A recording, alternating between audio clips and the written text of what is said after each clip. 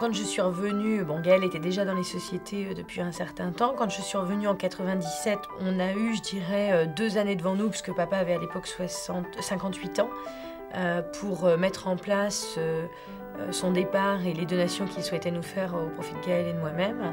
Donc entre 97 et 99, on a travaillé vraiment de concert, main dans la main, en remettant beaucoup de choses à plat qui n'avaient pas été effectuées depuis très longtemps, de savoir qu'est-ce qui allait être le mieux pour lui aussi pour un départ en retraite et le mieux pour nous pour nous lancer aussi dans cette activité professionnelle qu'il souhaitait nous donner. Mon père se posait beaucoup de questions par rapport à sa succession, par rapport à comment ça allait se passer. Est-ce que Gaël et moi, on allait bien s'entendre? Est-ce que c'était les bons choix? Est-ce que lui voulait tout de suite partir à 60 ans? Est-ce que... Voilà, c'est 1000 et une questions. Psychologiquement, c'est quelque chose de difficile comme exercice à faire aussi pour quelqu'un qui a travaillé toute une vie, qui s'est jamais arrêté, qui s'était remarié. Est-ce que ma femme va être assez protégée? Est-ce que mes filles vont être assez protégées? On avait un dossier de succession où se mêlait la vie privée, la vie professionnelle. C'était quelque chose d'un peu compliqué.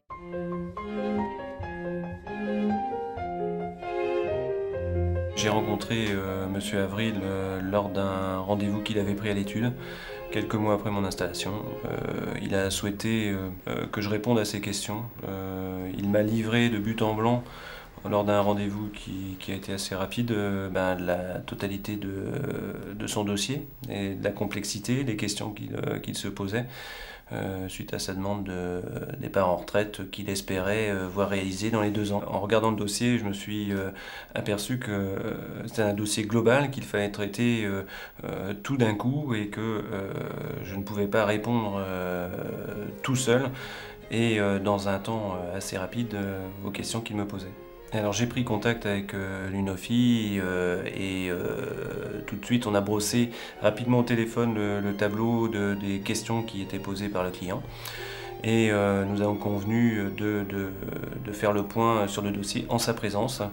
Donc lors du rendez-vous où M. Avril venait pour avoir des réponses aux questions qu'il m'avait posées, je lui ai expliqué que son dossier très complexe ne pouvait pas être réglé en très peu de temps et je lui ai donc proposé l'apport sous mon contrôle du travail de l'UNOFI entreprise, ce qu'il a accepté tout naturellement. Ça a rassuré beaucoup papa, parce qu'il était effectivement dans une situation où ça faisait des années qu'il posait des questions à son conseiller juridique, son avocat, son expert comptable, à peu près toutes les professions réunies qui pouvaient répondre à ces demandes. Donc il a été très heureux que vous puissiez lui proposer un organisme, en l'occurrence l'UNOFI, qui allait pouvoir prendre le problème dans sa globalité. Et on a fixé un rendez-vous très vite en déterminant un certain nombre de choses par rapport au dossier. Et ça allait bien plus loin que la donation et que la transmission des entreprises. Et lors de ce rendez-vous, on a eu contact et il assistait. L'expert comptable qui suivait M. Avril était là. Le bras droit donc, de M. Avril à la société était là. Plus les 2 filles de M. Avril. Madame Avril également, son épouse. Et tout a été brossé dans un rendez-vous qui a duré plusieurs heures au siège de la société. Mais de toute façon, le démarrage du dossier, c'était ça, c'était de pouvoir impliquer tout le monde de manière à savoir et à peindre un peu le tableau pour déterminer tous les avantages qu'on pouvait tirer de cette situation avec la complexité du dossier qu'on avait et de problèmes qui n'avaient pas été gérés depuis des années.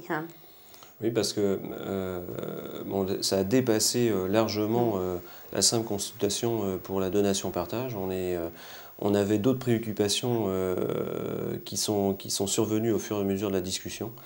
Donc il y avait tout ce qui était transmission du patrimoine privé, mais aussi protection du conjoint survivant. Et également un problème fiscal qui n'avait pas été réglé, sortie du patrimoine professionnel, des biens privés qui appartenaient à M. Avril et qu'il avait mis au service de sa société. Je pense qu'au départ, il n'envisageait pas qu'on puisse traiter de sa retraite, parce que non, au départ, il n'est pas venu pour ça. Il est venu essentiellement pour... Il avait une question, c'était sa donation-partage, donc la transmission de sa boîte à ses 2 filles, avec un rapport équivalent, ça qu'il questionnait quand même. Il voulait surtout que ce soit équitable, voilà, ça, dans le partage. Et puis autrement, son problème de plus-value, parce que ça, il pensait que dans le notariat, on pouvait lui apporter une réponse. Alors tout le reste, c'est-à-dire la protection de son conjoint qui croyait avoir été faite, le problème de ses retraites, c'est-à-dire combien il allait avoir, ce qu'il voulait comme revenu, etc. Ben, tout ça, on l'a fait après, mais au fur et à mesure. Ensemble, nous avons répondu au fur et à mesure aux interrogations et surtout, nous avons mis en place la stratégie qui lui a permis ensuite de partir donc, dans les temps qu'il souhaitait en retraite. On a essayé, avec Maître Ruot et M. Avril, de bien cerner les objectifs du client. Les objectifs du client à l'époque où on s'était rencontrés, c'était très simplement à la fois de cesser son activité en tant qu'exploitant et puis en même temps de provoquer une réflexion sur la transmission anticipée d'une partie de son patrimoine. Il a souhaité qu'on puisse d'ores et déjà les impliquer dans la société, dans les sociétés, sans forcément, je dirais, leur laisser les coups des franges dès le départ, mais leur transmettre la nue propriété, tout en sachant qu'il allait conserver, parce que c'était aussi logique et c'est voulu par beaucoup de dirigeants, conserver un certain niveau de revenus lié à son départ à la retraite. Donc on a organisé une donation-partage au profit de Céline et Gaëlle en démembrement de propriété. Elles se sont retrouvées nues propriétaires des titres des différentes sociétés. Il y a eu à ce moment-là un certain montant de droits de donation à payer. Et là aussi, on a mis en place un mécanisme qu'on connaît au niveau juridique, c'est un paiement différé et fractionné qui permet d'étaler dans le temps le paiement des droits de donation. Puis le dernier écueil qu'on évite ou qu'on essaye de gommer lorsqu'on cesse ses activités en tant que dirigeant, bien souvent, la partie qu'on conserve dans son patrimoine, ce sont des titres de société, en l'occurrence en usufruit, et on doit être taxé théoriquement à l'ISF. Donc on a fait jouer une disposition spécifique au niveau fiscal qui permettait de limiter au niveau de l'ISF la fraction de la valeur des titres de société qu'il avait à réintégrer dans son patrimoine privé. Notre intervention aux côtés de Maître Ruot sur le dossier de la famille Avril a mobilisé au niveau local notre délégué régional au conseil à l'entrepreneur pour la collecte des informations, la définition des objectifs, la proposition d'une lettre de mission de conseil moyennant honoraire, puis la remise d'un rapport complet aboutissant à la mise en place de solutions préconisées. Ce rapport a été traité par notre équipe du siège social à Paris, composée de techniciens pluridisciplinaires, juristes, fiscalistes, professionnels de l'audit et du droit social, qui a élaboré en concertation avec Maître Ruot des solutions sur mesure répondant aux objectifs de la famille Avril. L'étude qui a été réalisée par l'UNEFI nous a permis effectivement de devenir, suite à la succession de papa et au décès de papa, immédiatement propriétaire de l'entièreté de notre appareil professionnel, ce qui a quand même enlevé une énorme épine du pied dans un moment où on n'a pas du tout envie de penser à quel montage juridique il faut envisager, qu'est-ce qu'il faut faire, qui va être gérant, etc. etc. Donc ça sauvegarde toute cette partie pour faire son deuil et uniquement son deuil, ce qui est quand même déjà le point psychologique le plus important, puisque c'est une période un peu difficile. Ça nous a permis de gagner tout de suite notre autonomie, qu'on avait déjà acquis préalablement, puisque les donations ont lieu en 1999, papa est décédé en 2003.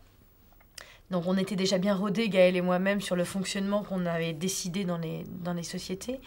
Et puis, il y a bien sûr un point non négligeable et extrêmement important, qui est le gain d'impôt que nous avons fait de droit de succession, puisque de 450 000 € au départ de l'étude que nous aurions dû payer sans rien faire, on a réglé la succession pour un montant de 200 000 €. Mais cette économie d'impôt n'est pas une fin en soi. Elle a surtout permis d'éviter d'avoir à ponctionner la trésorerie des entreprises lors du passage du relais entre M. Avril et ses filles, laissant intacte la capacité des sociétés à financer leur croissance et réaliser les investissements productifs nécessaires à leur développement.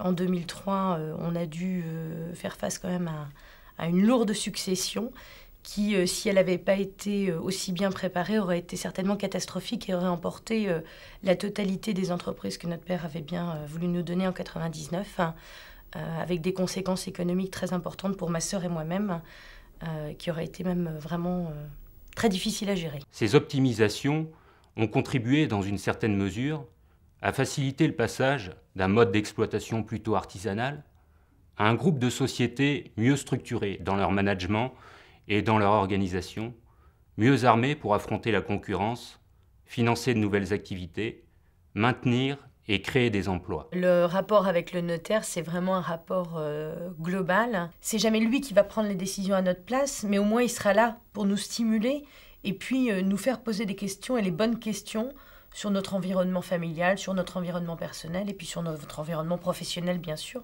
Maître Ruot donc, nous a amené à nous poser un bon nombre de questions et nous a amené à faire beaucoup d'arbitrage à l'intérieur de nos choix. Actuellement, nous sommes dans une phase de continuation des entreprises et donc les filles de Monsieur Avril ont depuis lors et depuis le décès réfléchi au développement des sociétés et sans encombre elles partent sur de nouvelles options. Céline et Gaël sont associés à 50% dans un holding qui contrôle les différentes sociétés du groupe. Et je dirais l'éventualité d'un décès d'une d'entre elles entraînait des conséquences successorales importantes.